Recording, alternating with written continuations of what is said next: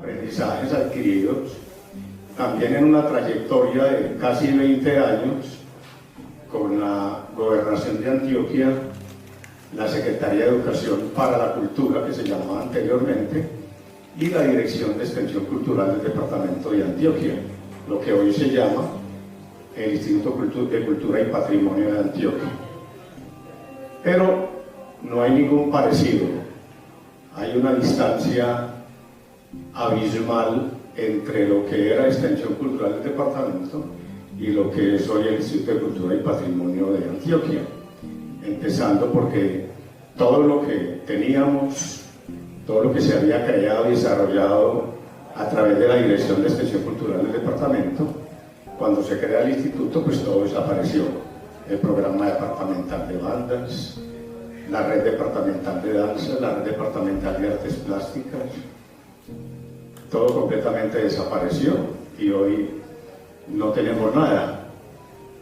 El único referente que tenemos es Antioquia Vive la Música, y dentro de Antioquia Vive la Música incluye la danza.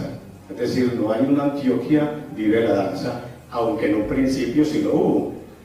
Hubo el festival Antioquia Vive la Música, Antioquia Vive la Danza, Antioquia Vive el Teatro, ¿sí? Y de un momento a otro pues les dio por fusionarlo, y entonces ahora se llama Antioquia Vive la Música, y de ahí entonces incluye a la danza como un invitado, como un arrimado ahí a este evento. Además que uno de los principales fracasos de Antioquia Vive la Danza fue haberle dado una connotación de concurso, ¿sí? Creo que ahí fue el principio de la muerte de Antioquia Vive la Danza. Bueno, compañeros, para mí es un honor inmenso el estar participando aquí con tantas personas, con tanta sabiduría, con tanto conocimiento, con tantas experiencias. Encontrarme con maestros con los que, gracias a la vida, compartimos muchos escenarios a nivel de todo el país, ¿sí? Y haber aprendido de ellos muchísimo de lo que luego hemos podido trabajar dentro de nuestro concepto de trabajo. Yo me he caracterizado por ser una persona muy independiente. Yo no sé si esto sea bueno o sea malo, ¿sí? No hago un juicio de valores en torno a eso, pero he sido una persona muy independiente,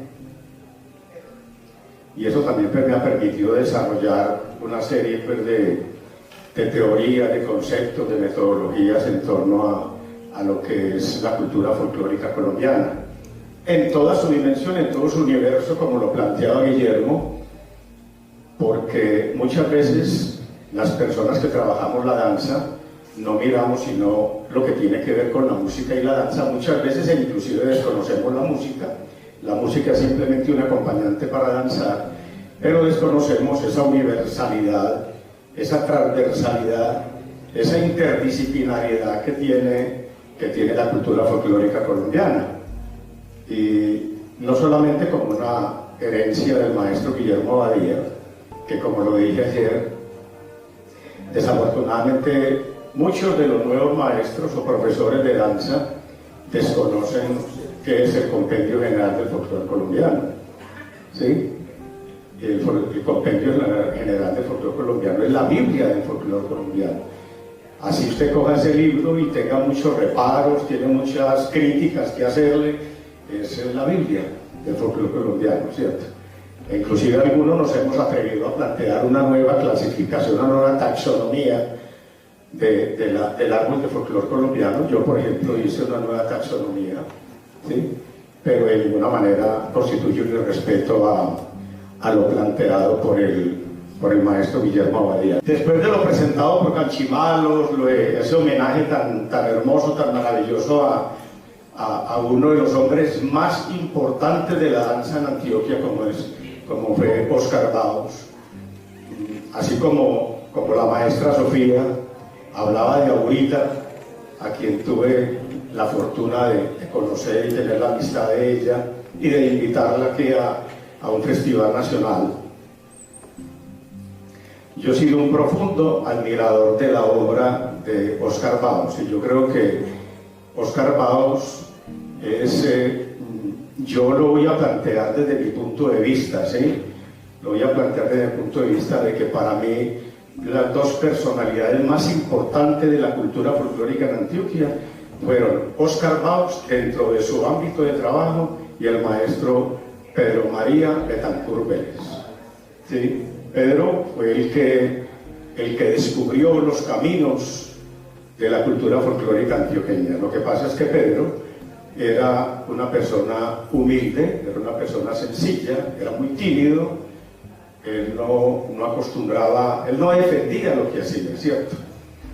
Yo tuve la oportunidad de estar muy cerca de Pedro, y entonces quiero pues iniciar estas reflexiones preliminares. Ya lo saludé, agradezco inmensamente pues la amable e importante invitación a este encuentro. Yo la escribí, porque es que yo hablo más que un recién aparecido. Los que trabajan conmigo y me conocen saben que hablo y estoy apuntalándome en una cantidad de anécdotas y cosas que me van viniendo a la memoria. Entonces, como el tiempo es limitado, por eso decidí escribirlo, ¿sí? Bueno, sería por demás demasiado extenso mencionar a cada uno y cada uno de los maestros participantes en este evento. Con muchos y muchas he tenido el honor de compartir múltiples espacios de diálogo, de proyecciones y participaciones en diferentes eventos nacionales e internacionales, siendo para mí un honor personal y un orgullo profesional inolvidable e inocultable que me emociona superlativamente. Todos aquí han hablado acerca de su trayectoria, ¿sí? Entonces yo también voy a permitirme pues hablar acerca de lo que... Porque esta exposición pues desde luego va de la mano, es decir, de todo lo que ha sido el trabajo, pero también de lo que ha sido mi vida dentro del contexto de la cultura folclórica colombiana. Vuelvo y repito, no hablo solo de la danza, sino de la cultura folclórica colombiana. Me inicié en los circuitos de la música y la danza folclórica colombiana por accidente en el año 1969, cuando ingresé al colectivo del grupo de danzas de la Universidad Autónoma Latinoamericana. Inicié como músico. Yo era, antes de entrar al grupo de la universidad y estudiando bachillerato, yo era músico profesional de orquestas. Toqué con el Mundo Arias, con Enrique Aguilar, con una cantidad de orquestas aquí en la ciudad. Entonces yo era músico de orquesta, de percusión. Entró a la universidad y entonces, pues allí estudiando el bachillerato me conocí con la señora que está aquí al frente, ¿sí? Que es mi esposa, Nuri, y entonces yo me enamoro de ella, y para poder estar cerquita de ella, entonces entro al grupo de danzas, ¿sí? Entro al grupo de danzas para perseguirla de ella por estar al lado de ella, y miren lo que terminamos, ¿sí? Bueno, tímidamente yo participaba como bailarín, pero yo no de danza folclórica, pues yo no fui bailarín de danza folclórica, ¿cierto? Lo vine a aprender ya después. Luego en el año 1971, también de manera accidental, lideré un movimiento estudiantil en un aula con los compañeros que hacían parte del grupo de danzas, para no dejar acabar el grupo ante la cancelación del contrato de quien era nuestro director, el inolvidable maestro Iván Zavala Lora, que era estudiante de la Escuela Popular de Arte y de quien aprendimos muchísimo, que todavía lo seguimos cultivando, ¿sí? No renunciamos a esa memoria, a esas enseñanzas que recibimos de Iván. Después no volvimos a saber nada de Iván. Entonces, este reto me condujo a interesarme por conocer los diferentes aspectos de la labor danzaria, apoyándome en los conocimientos de grandes maestros de la época, la mayoría de ellos fallecidos. Yo resalto aquí pues a Pedro, porque Pedro fue el que me abrió las puertas a mí de su casa, me abrió las puertas de extensión cultural del departamento y me dijo: venga, yo le ayudo, yo le regalo casetes con música, le regalo materiales, le regalo videos, en fin. Entonces me alimentó, me ayudó a alimentarme, pero también tuve la oportunidad de también empezar un trabajo muy interesante, de una profunda admiración y un respeto por el trabajo de Alberto. Finalmente terminamos distanciados, yo no sé por qué, pero con Alberto, de todas maneras, los dos siempre tuvimos un carácter difícil, Entonces terminamos distanciados pues por cualquier circunstancia, ¿cierto? Inclusive llegamos a tener un centro de estudios, ¿cómo se llama? Un espacio de estudios folclóricos en el Palacio de la Cultura, Alberto y yo, y con la compañía también de Alberto Gómez. Después Alberto se retiró y seguimos, Alberto Londoño y yo, y produjimos conjuntamente algunos de los eventos que se hicieron importantes. Por ejemplo, el Encuentro Metropolitano de la Danza, que hicimos 2 versiones, ¿sí? Donde Alberto fue parte fundamental dentro de ese trabajo, ¿sí? Él me ayudó muchísimo con eso. María Elena fue monitora de danzas en ese encuentro, Walter también, ¿sí? Walter prácticamente se inició fue ahí, ¿cierto? Con otros compañeros. Bueno, entonces, vuelvo y le repito que es que yo me voy desviando con las anécdotas, entonces sí. Bueno, hay mucha historia por contar, ¿sí? De quienes me alimenté, bueno, y Emilio, aunque es cierto, porque hay una cuestión, y lo digo con todo respeto, pero con toda sinceridad. A mí en la Escuela Popular de Arte me cerraron las puertas. Yo iba a pararme en la puerta de los salones y me cerraban la puerta, me sacaban, ¿sí? El único que me brindó la posibilidad fue Emilio Banqués. Entonces Emilio Banqués me enseñó percusión, yo lo llevé a la Autónoma inclusive, me daba clases de percusión, me enseñaba sobre los bailes del Pacífico, y de él tengo un recuerdo imborrable, ¿cierto? Una perenne gratitud con Emilio Banqués, una maravillosa persona. Entonces yo me alimenté de ellos de una manera pues indirecta, sí, pues no fui su alumno práctico, realmente no he sido alumno de ningún maestro directa o específicamente. Recorriendo espacios de ciudad, ahí vamos, eso. Recorriendo espacios de ciudad, visitaba ensayos de diferentes grupos e instituciones como la inolvidable EPA, una institución por la cual yo siempre sentí un profundo respeto y cariño, aunque no hice parte de la EPA, fui un defensor de la EPA, ¿sí? En algunos me permitían estar como observador, en otros hasta me tiraron las puertas en la cara. Pero esto me hizo más fuerte y convencido de 2 líneas transversales en mi caminar. La cultura popular y tradicional no es propiedad de nadie en particular, pues está en todas partes y de todo el pueblo, y solo también se traza caminos para poder encontrarse con otras verdades abiertas, descontaminadas y con mayor sentido dialógico constructivo entre la cultura popular y la cultura tradicional, cuya unión conforma un verdadero concepto, teoría, práctica, creación y desarrollo de la cultura folclórica colombiana como un universo del conocimiento de y sobre el pueblo. Otros recorridos en este caminar por la vida de la cultura folclórica. Gracias a Dios y a la vida, hoy sigo siendo activo director del Ballet Folclórico de la Universidad Autónoma Latinoamericana. Aunque estoy jubilado, todavía sigo trabajando con contrato de término indefinido, de tiempo completo. A la par, yo creo que soy una de las personas que tiene más años de estar dirigiendo pues, una agrupación activamente, ¿sí? A la par de esta historia creció una vida artística y docente paralela. En el año de 1975 inicié trabajos en el Instituto Politécnico Colombiano, reemplazando a Pedro Betancourt como profesor de folclore, y tuve la oportunidad de formar el grupo de danzas del Politécnico Colombiano. Después de mí llegó Antonio Tapias, y después de Antonio llegó una compañera que era estudiante de la EPA, no recuerdo el nombre, que inclusive hizo una investigación muy linda sobre el foxtrot. Tengo el video de ese trabajo de la compañera. Allí también creé y dirigí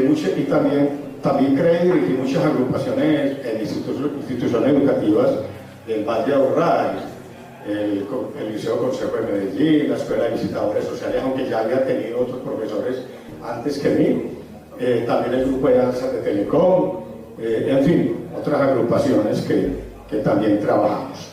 Pero el hecho más significativo de este recorrido constituyó cuando en 1978 yo estaba trabajando en el Politécnico Colombiano, cuando me invitaron a vincularme a la Gobernación de Antioquia. Primero lo hice como supervisor de bienes y seguros, ¿sí? Trabajé como supervisor de bienes y seguros, pero era simplemente una plataforma que me habían dado para que yo luego pasara a Extensión Cultural del departamento, porque no había el cargo. Ahí todavía estaba Pedro solamente como promotor departamental de danzas.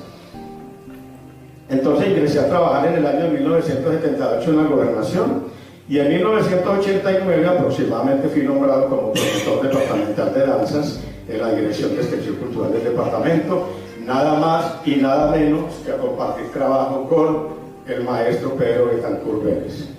Un orgullo e inmensa alegría trabajar al lado del maestro Pedro Betancur, quien había sido mi ejemplo inicial y a quien reconozco como el verdadero padre de la danza folclórica antioqueña y que fue permanentemente estigmatizado para desconocer su enorme labor de enseñanza, investigaciones y creaciones a través de los 125 municipios de Antioquia.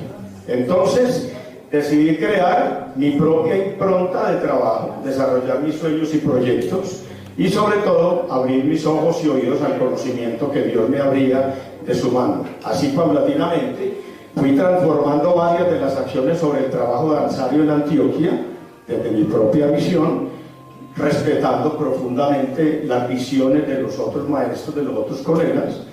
Yo nunca he acostumbrado a hablar mal absolutamente de ningún colega de la danza. Sobre formas de capacitación y formación, dándole más fuerza teórica y metodológica, fortaleciendo los aspectos organizacionales de los festivales y encuentros folclóricos municipales. Empecé a viajar a los municipios a liderar también ese trabajo, ¿sí? Y a cambiar un poco lo que Pedro hacía. Pedro era una persona más practicista dentro de la cuestión del trabajo. Él no trabajaba la parte de la capacitación, del desarrollo teórico, del desarrollo conceptual con la gente. Entonces nosotros empezamos a imprimirle eso pues al trabajo. Es decir, que a los festivales empezamos a hacer previamente trabajos de capacitación, como le tocó al compañero aquí en Urabá, nosotros íbamos y entonces a los grupos les damos la capacitación y luego les poníamos como trabajo que para poder participar en el festival regional tenían que presentar alguna expresión nueva, investigar, salir a recoger algo y mostrarlo dentro de la cuestión del trabajo. Entonces nos permitió dinamizar mucho todo el trabajo en cada una de las regiones. También pues estuve a cargo, ya paulatinamente también empecé a encargarme de los festivales departamentales. Inclusive hicimos un festival departamental que fue muy importante cuando la inauguración de Teleantioquia. Cuando se inauguró Teleantioquia solamente se transmitieron dos eventos. El primero fue el que se hizo en el Cerro Nutibara, con la presencia del presidente Belisario Betancur en la inauguración del canal. Pero una vez que terminó la parte formal allá protocolaria, inmediatamente dieron cambio al festival que yo había organizado, el Festival Departamental de la Danza, ¿sí? En ese Festival Departamental de la Danza yo invité a grupos de todas las regiones del departamento de Antioquia. Estuvo el grupo de danza de Murillo, estuvo el grupo de danza de Guapantal, ¿cierto? También estuvo. Cuando trajeron por primera vez el guatín, ya después Talíbar y el compañero Lora, pues ya después vinieron, entraron a la universidad y empezaron a trabajar el guatín con la Universidad de Antioquia. ¿Estoy equivocado o no? Así es. Bueno, ok. Entonces, también estuvo pues un grupo de Cáceres bailando la tuna tambora y la danza del diablo, estuvo un grupo de Nechí bailando la cumbia de Pito Largo, estuvo el grupo de Guatapé bailando los toritos, estuvo el grupo de la Bananera de Turbo de Martina Balseiro bailando el bullerengue. En fin, traje ese tipo de grupos así para mostrar una nueva forma de ver la cultura folclórica antioqueña, ¿cierto? ¿Sí?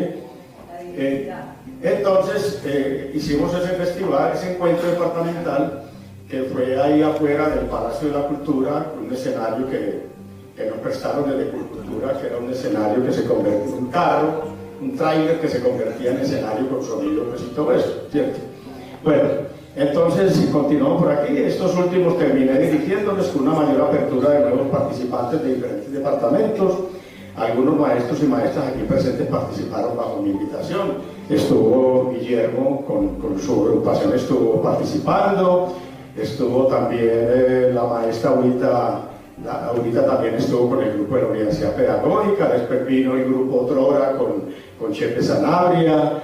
estuvo Carmen Meléndez, estuvo Carlos Caballero, estuvo, bueno, Mercedes Montaño, también estuvo Maura de Caldas, estuvo Julián Bueno con el grupo Imbrumá, también estuvo el grupo de Gildardo Tabasco, el de Cáñamo y Loma Prieta, ¿cierto? Que yo lo había conocido en el 85 en Neiva y me encantó, entonces lo invité al 86 al festival aquí.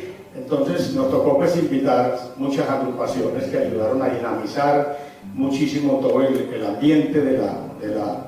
Sí, también estuvo de Zapata cuando trajo por primera vez el bullerengue, que aquí no se conocía, que cuando bailó el bullerengue, entonces todos los grupos corrimos a montar bullerengue, ¿sí?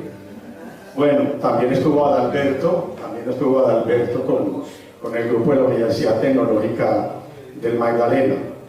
Bueno, aquí pasamos a la otra diapositiva, por favor. Entonces, yo quiero compartirles esta definición, porque es que quienes tuvimos la oportunidad de acercarnos a muchos conceptos, a muchas opiniones en torno a las definiciones de folclore, pues sabemos que hay una enorme cantidad de definiciones de folclore, ¿cierto? ¿Sí? Pues conocemos la de Guillermo Badía, folclore es todo lo que el pueblo cree, piensa, dice y hace, ¿cierto? ¿Sí? Es la más famosa de él. También las definiciones de Raúl Cortázar, las definiciones de Celso Lara, de Paulo, y yo una vez me encontré esta definición que a mí inmediatamente me fue un semáforo en rojo inmediatamente, porque dije, bueno, ¿y cómo así que esta definición existía? ¿Sí? ¿Cómo así que esta definición existía y no la conocíamos, ¿cierto? ¿Sí? Después la encontré en el libro Folclore y Cultura General de Octavio Marulanda, ¿sí? Y entonces a mí me llamó profundamente esto y me marcó definitivamente en lo que es la concepción de lo que tiene que ver con la cultura folclórica colombiana. Porque es que miren ustedes acá, no la miremos así de cualquier manera. Miramos lo que uno empieza diciendo, folclore es el estudio científico. Es decir, eleva el folclore a una categoría científica. No es simplemente, el folclore no es simplemente la práctica, la praxis de X o Y expresiones, sino que el maestro Paulo de Carvalho Neto, brasilero arquitecto, brasilero folclorólogo, además el fundador de múltiples escuelas de investigación folclórica en varios países de Latinoamérica, ¿sí? En Perú, en Venezuela, en Ecuador, en Brasil, ¿sí? Y con una cantidad de libros que tiene y que aquí desafortunadamente pues muchos nos conocemos, ¿cierto? ¿Sí? Está por ejemplo el libro Esquemas de Folclore, donde aparece esta definición, pero en el libro Esquemas de Folclore también aparece cómo tiene que hacerse todo un trabajo de investigación científica, o sea, no solamente la definición, sino que también él plantea cómo hacer todo un proceso de investigación científica en torno a la cultura folclórica, ¿cierto? Al folclore, ¿sí? De eso aprendimos mucho y lo aplicamos después ahorita les cuento. Y entonces el maestro Pablo Carvalho Neto dice que es parte de la antropología cultural, eso es lo que se acostumbraba en aquel momento. Aquí se trabajó mucho desde la antropología cultural, muchas investigaciones. El Instituto Colombiano de Antropología, por ejemplo, sacó cualquier cantidad de libros, de boletines que se llamaban libros, boletines de antropología, y ahí yo tengo una cantidad de libros de eso, donde hay cualquier cantidad de investigaciones sobre la cultura folclórica de nuestro país, ¿cierto? ¿Sí? Ahí hizo parte de Nina Friedman, el esposo de ella, bueno, cualquier cantidad de personas hicieron parte de esto. Que se ocupa del hecho cultural de cualquier pueblo, y observen esto, caracterizado principalmente por ser anónimo y no institucionalizado. Esto es muy importante porque es que nosotros, por ejemplo, el trabajo que hacemos, nosotros observamos ahora lo que la compañera de la vereda San Andrés nos compartía, y entonces veíamos ahí, digamos, una forma de cómo se expresa el hecho folclórico en su medio natural, ¿sí? Pero cuando nosotros tomamos ese hecho folclórico natural y lo llevamos a nuestro repertorio, lo que nosotros hacemos es institucionalizar esa danza, ¿cierto? Porque entonces viene la oportunidad de acomodarle una serie de cosas, de convertirlo en una puesta en escena que se llama ahora, que yo a veces no sé qué es una puesta en escena, pero entonces de llevarlo pues a un escenario, ¿cierto? ¿Sí? Para poderle meter un montón de cosas, ¿cierto? Para enriquecer esa danza. Yo no voy a armar aquí una discusión en torno a eso, no es mi intervención en ese sentido, ¿sí? Y eventualmente, por ser antiguo, funcional, esta palabra también es bien importante, funcional y prelógico, es decir, que no obedece a una lógica aristotélica, no hay una lógica matemática, no hay una lógica de comprensión, ¿cierto? ¿Sí? Externa, que viene de la parte externa, ¿cierto? Porque se da de una manera espontánea, natural. Sí, yo tengo una frase que dice que la danza es una expresión libertaria de la vida, ¿sí? La danza es una expresión libertaria de la vida, ¿sí? Entonces a eso no podemos renunciar, por ejemplo, cuando hacemos la danza dentro de los repertorios de los grupos. Bien, entonces esa funcionalidad es muy importante porque la funcionalidad es lo que marca la existencia del hecho folclórico, ¿sí? Que no tiene un momento determinado, no se puede decir que tal día, tal hora, de tal año se acabó esta danza, no, sino que es una finalización paulatina, pero que tiene que ver con la parte de la vigencia y la funcionalidad dentro de la comunidad que la construyó, ¿cierto? Que la produjo.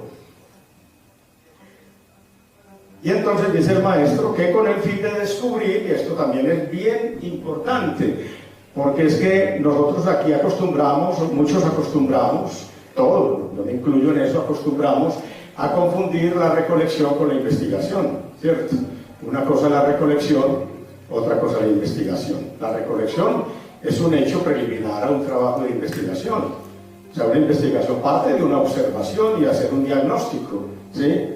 O sea, primero tengo que ir a la comunidad, mirar, ¿cierto? Observar, hacer el diagnóstico, mirar qué es lo que necesito para ir a trabajar, qué tipo de trabajo, cuáles son los instrumentos que tengo que aplicar para hacer las encuestas, cuáles son las fuentes primarias y secundarias que intervienen dentro del proceso histórico, antropológico, etnológico, etnográfico, sociológico, dentro del hecho cultural. Entonces una danza no es simplemente, digamos, ir a la vereda San Andrés a ver a los señores bailando allá y luego yo voy a mi grupo y entonces ya aprendí esta danza y voy y la monto, ¿cierto? Entonces ahí queda pendiente ¿qué? Queda pendiente ¿qué? O sea, ¿cuál es el desarrollo conceptual y metodológico sobre eso que recogimos? ¿Sí? Si no hay un desarrollo conceptual y metodológico posterior, entonces no hicimos investigación, lo que hicimos fue una recolección para montarla en un repertorio en el grupo o para yo quedarme con ella guardada, ¿sí? Pero tiene que haber una conceptualización, una conceptualización que tiene que ser integral e integradora, ¿cierto? Y donde la comunidad tiene que ser la protagonista principal, no el que fue a hacer la recolección, porque el que hace la recolección termina quedándose con ella y luego dice, es que yo la investigué y esta danza es mía, como pasa aquí en Antioquia, en algunos casos. Yo investigué esta danza y todos tienen que bailarla como yo la estoy haciendo, nadie se puede salir de ahí. ¿Por qué? Porque es que yo dije que es así, porque es que así la recogí yo, porque es que así me la enseñó fulanito de tal. Entonces hay una propiedad intelectual, es decir, se institucionaliza la danza y pierde ese carácter abierto de la creación espontánea, ¿cierto? La gente tiene todo el derecho a observar ese trabajo que vos hiciste, ¿sí? Interpretarlo, ¿sí? Y también imprimirle su propia impronta, ¿cierto? ¿Sí? Desde el punto de vista del respeto de lo que esa expresión folclórica necesita, ¿ya? ¿Cuáles son los pasos? ¿Cuáles son los movimientos? ¿Cuáles son los aspectos que caracterizan esa expresión danzaria? ¿Sí? Y a partir de ahí, ¿yo qué puedo? ¿Yo qué puedo desarrollar? ¿Cierto? Porque yo ya no estoy haciendo la danza allá. Cuando yo la tomo y la llevo a otra parte, ya deja de ser la danza de allá. Hay una traslación. Dentro de la cultura hay unos pasos fundamentales que son el origen, la traslación, la apropiación y la nueva interpretación, ¿cierto? Para dar lugar a un nuevo origen. Eso no lo puede cambiar nadie. Eso está planteado inclusive en el libro del Capital por Carlos Marx cuando habla de la ley de los saltos, ¿sí? De los saltos, de los estadios culturales de la humanidad. Por ejemplo, lo que acabamos de vivir con la pandemia. Eso es un salto dentro de los estadios culturales. ¿Qué produjo esa parte de la pandemia, por ejemplo, dentro de la cultura? Nosotros no nos fijamos sino en la parte de la economía, la parte de tal cosa, la parte laboral, pero dentro de la cultura, la parte sociocultural, es decir, de la relación sociedad-cultura, ¿sí? ¿Cuáles son los resultados en torno a eso? ¿Cuáles son los aportes inclusive, ¿sí? En torno a eso? Bueno, es que me voy extendiendo así. Con el fin de descubrir las leyes de su formación, de su organización y de su transformación en provecho del hombre, ¿cierto? Esto pues está en el libro Concepto de Folclore, ahí está, ustedes lo pueden encontrar o si no lo encuentran, yo con mucho gusto se lo facilito, yo lo tengo en mi casa, ¿sí?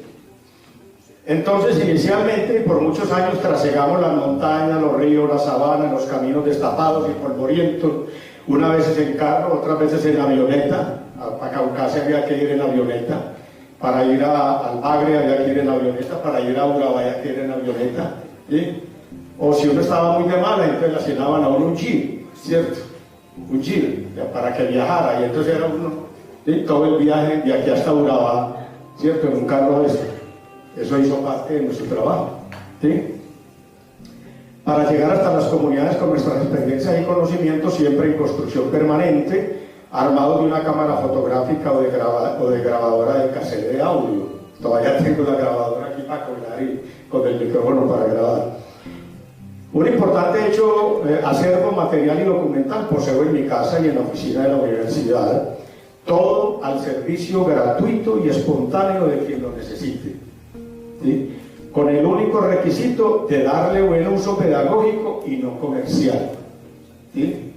Todo. A mí, aquí hay compañeros, por ejemplo está Fabio Nelson, ¿cierto? Fabio Nelson de vez en cuando me llama a la casa y me dice: maestro, usted tiene tal información, esto le más allá. Claro, Fabio Nelson, con mucho gusto, ¿sí? Tenga, ¿ya? Muchos compañeros aquí de grupos de danza en la ciudad también, ¿cierto? Tenga, ¿qué necesita? ¿Necesita la música de qué? ¿El video de qué? Tenga, lléveselo. ¿Cuánto le pago? Nada, lléveselo. Eso no es mío, yo lo recogí. Eso hace parte de mi camino, pero eso no es mío. Juan me decía ahora: maestro, ¿y usted qué va a hacer con todo ese centro de documentación que tiene? Si es que eso allá en su casa está muerto. No, no está muerto. ¿Por qué no lo pone en las manos de una entidad que lo maneje? Por el momento no está muerto. Tiene vida en la medida en que la gente quiera acercarse a él, ¿cierto? ¿Sí? Y yo con mucho gusto le decía yo a Guillermo: tengo la grabación de cuando el grupo de Guillermo estuvo participando en el festival, ¿sí? Tengo todas esas grabaciones, todo eso. Tengo cantidades de casetes de audio, casetes de Betamax, de VH, ¿sí? Discos de long play, de 78, tengo libros, tengo cantidad de cosas, ¿cierto? Y eso está al servicio de quien quiera, ¿sí? Está la orden. La labor de crear y apoyar grupos y personas creadoras, realizar festivales y encuentros, fortalecer procesos de capacitación y formación, fue una ardua labor, pero enormemente gratificante. Aún muchos de estos logros alcanzados se mantienen, a pesar de que institucionalmente la actual ICPA acabó muchas de estas acciones que se contraen solo en los festivales, pues como ya dije, Antioquia la danza, ¿cierto? ¿Sí?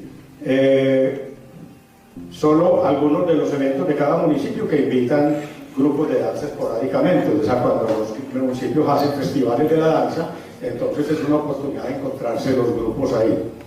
Ahora viene un cuento, este cuento del folclorólogo, ¿cierto? Porque esto generó pues mucho rechazo por la mayoría de los colegas. Y yo pues simplemente me mantuve tranquilo frente a eso. Muchas críticas, porque folclorólogo, ¿y de dónde sacó eso? Si es que aquí en Colombia no hay estudios de folclorología, ¿cierto? ¿Sí? Y claro, tenían toda la razón.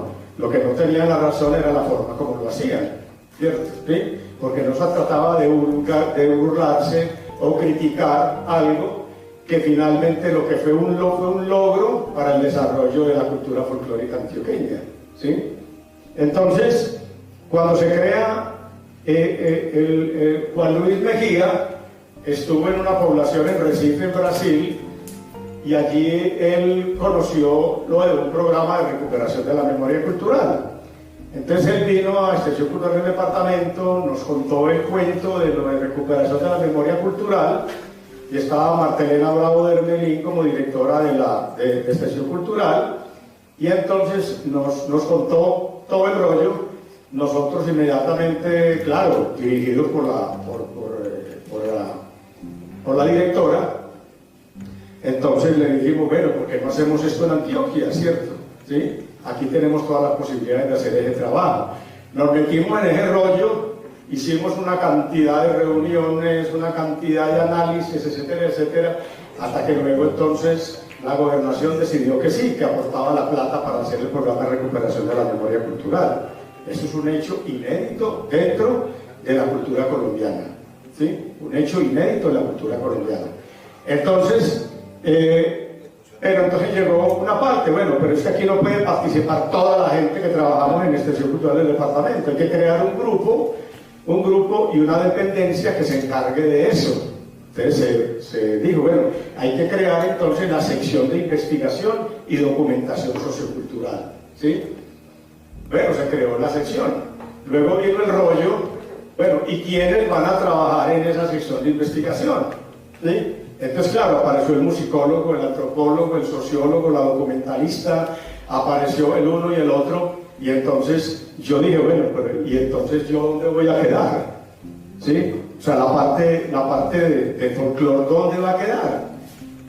Ah, no, que es que el problema es que como no hay un profesional en la cuestión del folclore, que un momentico, ¿cierto? Vamos a discutirlo. Hagamos un análisis detallado, profundo en torno a eso, porque ustedes, los otros profesionales, no pueden mirar peyorativamente y estigmatizar, digamos, ni a las personas, ni lo que tiene que ver con lo que nosotros hacemos. Ahí es absolutamente necesario que haya un estudio, no de folclore, sino de la cultura popular y tradicional de Antioquia. De esa manera lo planteé. Entonces hice toda la defensa, fue muy difícil, mucho rechazo, hasta que luego logré que entonces en la gobernación, en la Extensión Cultural se aceptara, entonces se creara un cargo de folclorólogo dentro de ese equipo.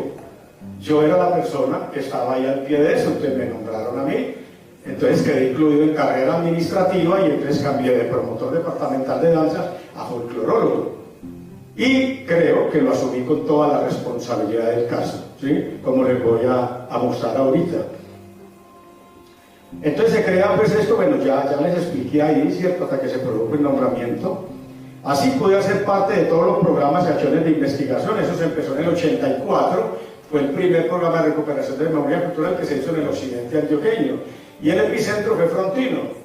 Y ahí fue cuando hicimos el trabajo de recuperación de 14 danzas, que las llamamos 14 danzas de Frontino porque fue el epicentro. Pero todas las danzas no eran de Frontino. Habían danzas de Abraquí, de Cañar Gorda, de Uramita, de La Leiva, ¿sí? O sea, de los diferentes municipios que constituyen ahí ese entorno de Frontino. Pero como el epicentro fue Frontino, entonces le dimos el nombre de 14 danzas de Frontino, ¿cierto? Desafortunadamente ese material, todos esos materiales fueron perdiéndose del centro de documentación del Palacio de la Cultura. Ya es muy poco lo que hay. Yo tengo mucho material de ese. Yo tengo el video de las 14 danzas de Frontino, donde está la cachada, la redoba, el destrozo, el tresillo, los gallinazos, etcétera, etcétera, ¿cierto? ¿Sí?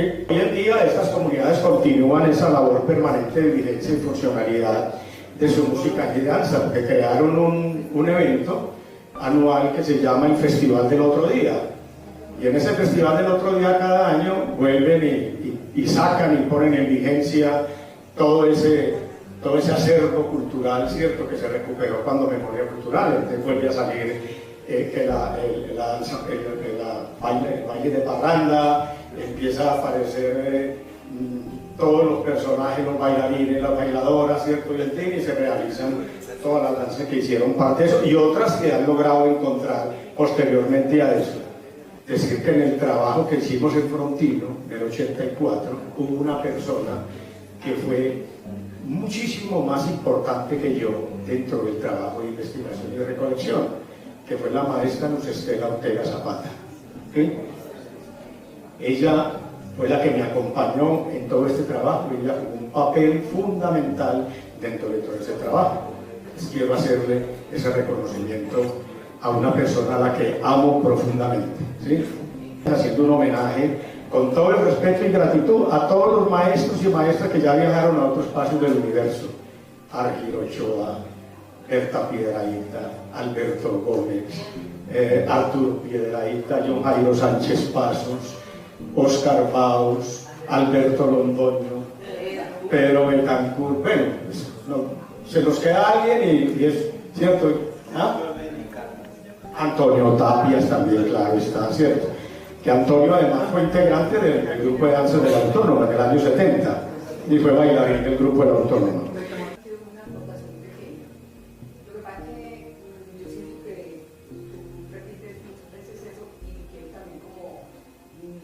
Desde mi sensación, va que vivimos una época en esos años, por ahí esos años que tú mencionas, en los que, y creo que no fue solo en Medellín, porque después hablando con otros compañeros de otros lados pasaba lo mismo, en lo que a pesar de ser tan apasionados por la danza, había mucha rivalidad, mucha competencia, mucha cosa como por, no, esto es lo mío, no, chucha.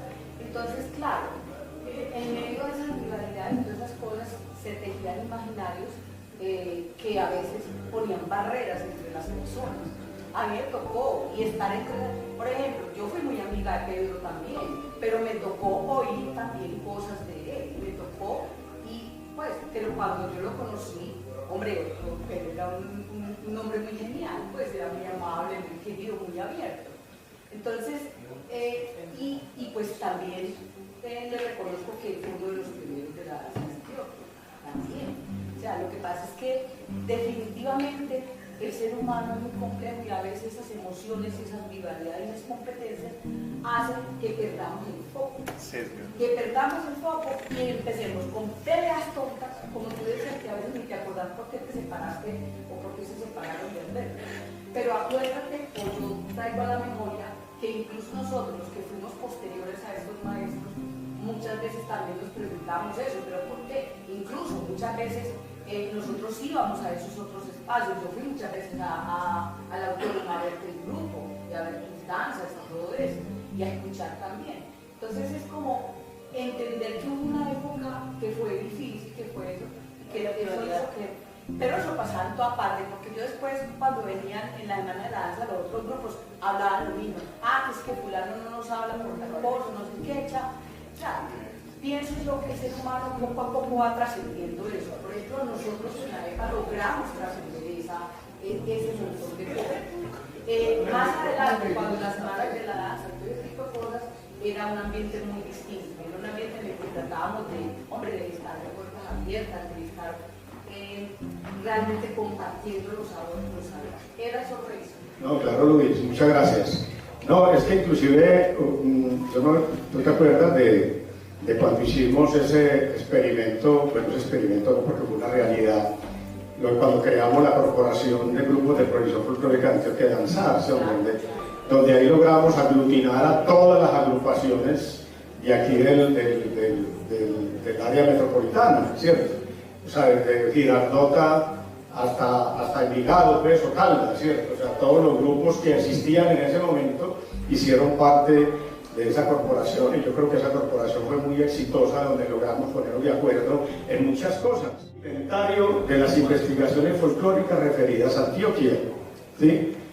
Este trabajo visitamos todas las bibliotecas del área metropolitana y parte del oriente, visitamos muchas bibliotecas, pero aquí también tengo que hacer un reconocimiento con profunda gratitud a una persona que jugó un papel fundamental de esto, que fue la otra Estela, Luz Estela Mendoza Uribe, que fue la que me acompañó.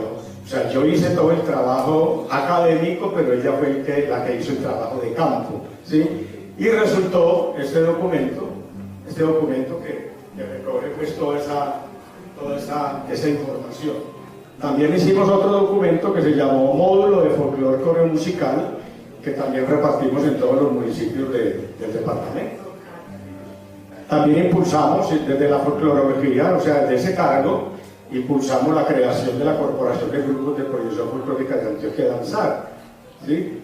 Donde ahí la junta directiva pues estaba Oscar Baos, estaba Bernardo Baos, estaba yo como presidente, Estela Ortega como secretaria, Alberto Londoño también, ¿cierto? Éramos un grupo colegiado que yo creo que eso es difícil de repetir, ¿sí?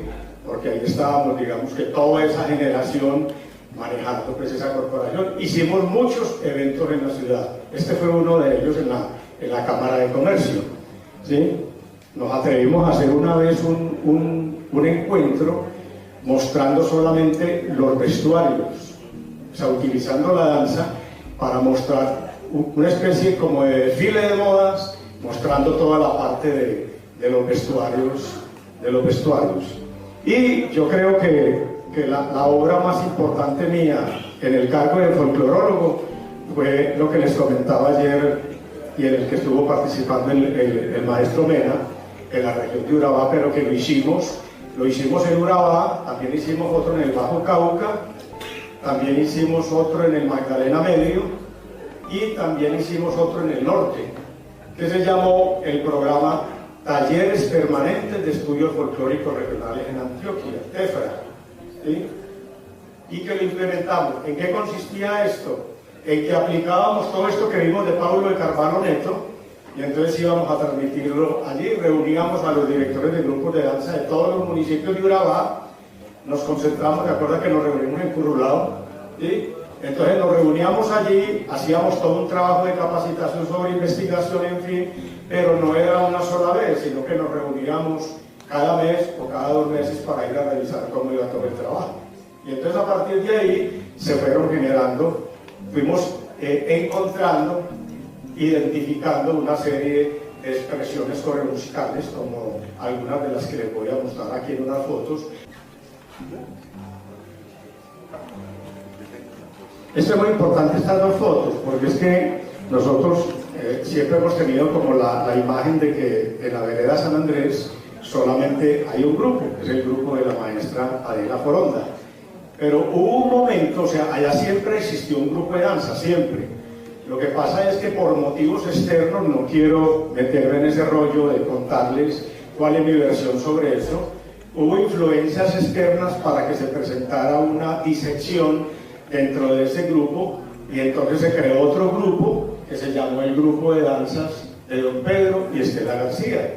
Entonces por un lado andaba el grupo de la maestra Adela y por otro lado andaba el grupo de Don Pedro García. Yo tuve la oportunidad de trabajar mucho con el grupo de Don Pedro y inclusive lo llevé a Neiva, lo presenté aquí en muchos eventos, ¿cierto? ¿Sí? Ese es el grupo ellos también tenían grupo de sainete, ¿sí? Y como un aporte sobre la parte del sainete, es que también dentro del trabajo de folclorólogo hicimos un trabajo de investigación con la comunidad de San Jerónimo, donde encontramos 12 grupos de sainete en el solo San Jerónimo, o sea, un grupo de sainete por cada vereda. Hicimos un encuentro municipal de sainete y luego, allá mismo en San Jerónimo, hicimos un encuentro departamental de sainete, donde estuvo este grupo de la vereda San Andrés, el grupo de San Pedro, de una vereda San Pedro que se llama Abejorral, el grupo también aquí de Piedras Blancas en Guarne, y entonces hicimos ese encuentro departamental de sainetes. Todo ese material lo tengo grabado, todo eso. Aquí están, ¿cierto? Ya Juan nos mostró ahí bailando en el video a doña Celsa, a Joaquín, y también está la hija de Joaquín, que es era la nieta de doña Celsa, y ahí están bailando vueltas allá arriba, y aquí el gallinazo, no los gallinazos, sino el gallinazo, ¿sí? Este es de la Candanga de Obregón. Este es un trabajo que hizo el maestro Pedro Betancur, ¿sí? Pedro Betancur fue el que hizo todo ese trabajo de investigación sobre la candanga, identificó allá una líder que se llamaba Pepa Godoy, que tenía 90 años en esa época. Yo no sé si por aquí se alcanza a ver. Allá, miren acá está, ladito de acá. Ahí estaba con 90 años bailando la candanga de Obregón. Y fue Pedro Betancur el que sacó también ese grupo, lo trajo aquí a Medellín, también lo presentó en Ibagué en el Festival Folclórico de allá. Esta es una investigación que hicimos, esta sí es una investigación nuestra, aparte, no de la gobernación, en la vereda La Primavera de Marinilla, una danza que se llama la danza del pabellón, ¿sí? Que ya inclusive la bailamos en algunas oportunidades en el grupo de la universidad, y es una danza pues que se baila con la marcha que estabas comentando de Filabene, ¿cierto? ¿Sí?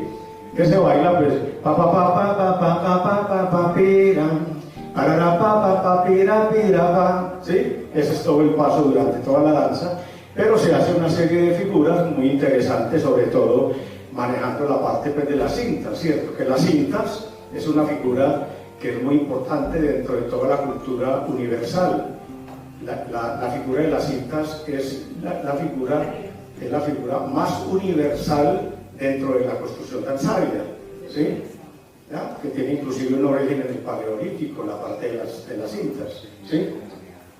Este es otro trabajo que hicimos también como folclorólogo, y fue que en Margento apoyamos a la comunidad de Margento, el corregimiento Margento, de donde es mi señora, a toda la comunidad de Margento para que ellos se organizaran, crearon un comité cultural, y con ese comité cultural entonces creamos un festival folclórico regional de todo el Bajo Cauca. Entonces allí estuvieron desde Cáceres hasta Nechí, entonces estuvieron todos los pueblos que están a la orilla del río Cauca, Jardín, Piamonte, La Ilusión, Margento, Palanca, en fin, todos los corregimientos. Y yo hice toda la coordinación de dirección pues, académica de ese trabajo de investigación. Allá entonces encontramos esta danza que se llama la danza del diablo, ¿sí? Ahora vamos a ver un pedacito en el video de la danza del diablo que se baila en todos esos pueblos, pero el origen de esta danza es el municipio de Cáceres, que es el municipio más antiguo de toda esa región y uno de los más antiguos del departamento de Antioquia, además que es un pueblo de población absolutamente negra, ¿cierto? ¿Sí? En ese sentido. Y la danza del diablo tiene una organización muy particular, de que está el diablo, está la cucamba, está la papahueva y están los mijos. Son los personajes que intervienen dentro de la parte. Investigación sobre la danza del diablo con el señor Gumercinto Riascos, del corregimiento Margento del municipio de Caucasia, en el Bajo Cauca antioqueño. Esto fue en la década del 80. Lo grabé con el celular, entonces, ¿sí? Me está explicando pues ahí la danza.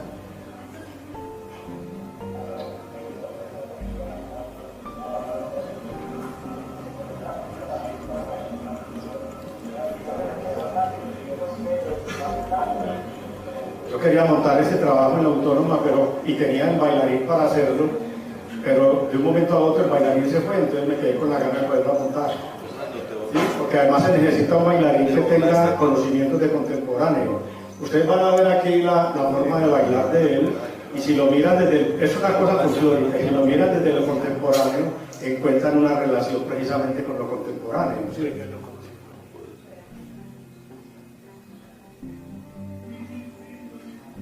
Ese es el movimiento que hace el diablo.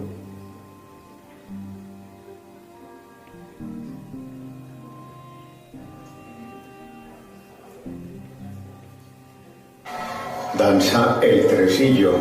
Esta danza fue investigada en el año 1984 en el occidente de Antioquia, con epicentro el municipio de Frontino.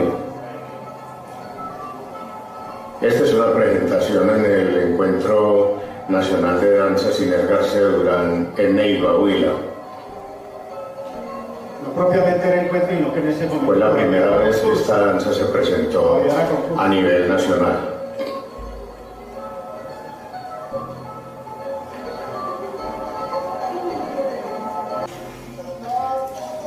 Esto es muy importante porque... Investigación sobre la tuna tambora con la señora Marciana Torres, del corregimiento Margento de Caucasia, en el Bajo Cauca antioqueño.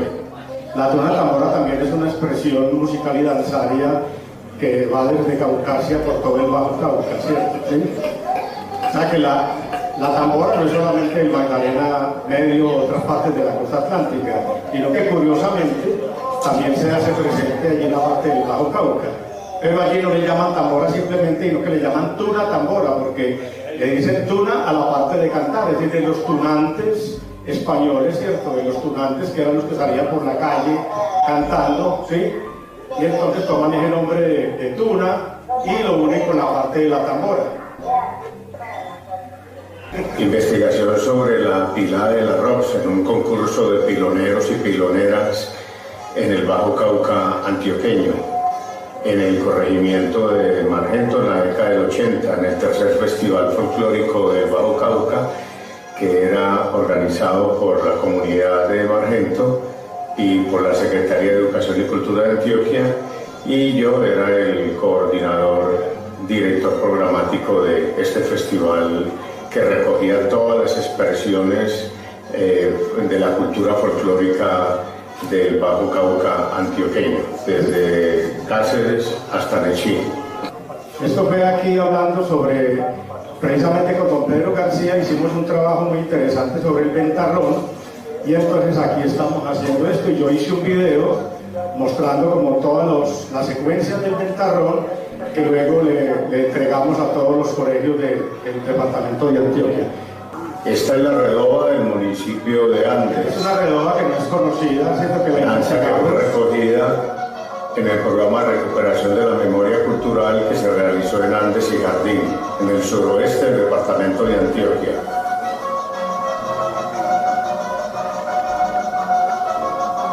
Lo curioso es la similitud con la redoba de la vereda San Andrés, ¿sí?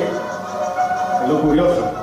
Ellos no tienen nada que ver porque además era un grupo de campesinos, ¿sí? Que estudiaban en un colegio y hacían estas danzas, y entonces curiosamente hacían este baile que no es la redoba de la vereda San Andrés, sino que sería entonces la redoba de Andes, ¿cierto? ¿Sí? Pero por lo que decíamos ayer o esta mañana, de que es que muchas veces se hacen recolecciones y se le da el nombre a una danza que no le corresponde, simplemente por el lugar donde se encontró, ¿sí? Para hacer una identificación frente a otras versiones que puedan existir. Baile bravo o danza del toro, una danza que fue recogida o investigada en un largo recorrido por los municipios de Remedios, Segovia, El Bagre, Zaragoza, hasta finalmente encontrarla en la vereda Minas del Vapor del municipio de Puerto Berrío con la familia del señor Manuel Bedoya. Esta fue la primera vez que se habló de tresillo en el departamento de Antioquia. Tresillo, me equivoqué ahí. Y con esta danza participamos en el año 1985 en el concurso nacional de danzas. Muchas gracias.